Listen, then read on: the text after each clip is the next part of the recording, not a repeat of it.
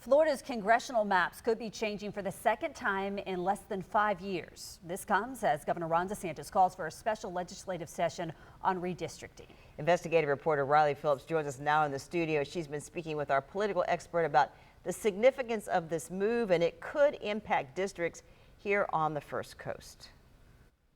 Yes, experts do not believe this redistricting will have much of an impact on our districts here in Northeast Florida. This is what the map looks like right now. You may remember lines were redrawn back in 2022, taking away that district that ran from Jacksonville all the way to Tallahassee. New maps have not been drawn up yet, but this all stems from a national conversation happening right now all about redistricting.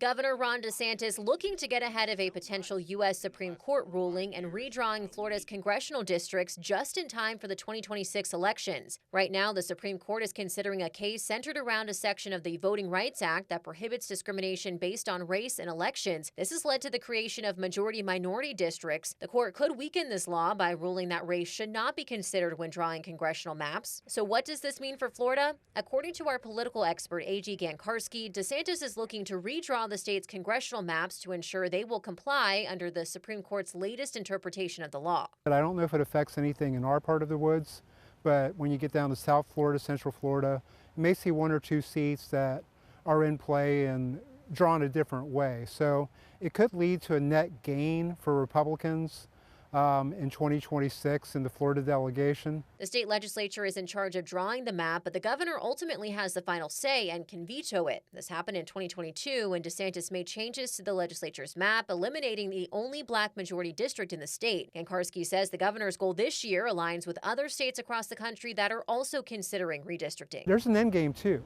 Right now there's a 5-seat Republican majority in Congress, 218 to 213. What that means is that if there's a 6-seat shift toward Democrats in this election, then Donald Trump could be subject to impeachment or something like that. Now, some of Florida's Democratic leaders are already pushing back against DeSantis. Meanwhile, the governor has directed the state legislature to have this special session between April 20th and April 24th. He has also directed the Secretary of State to push back the congressional qualifying dates to June.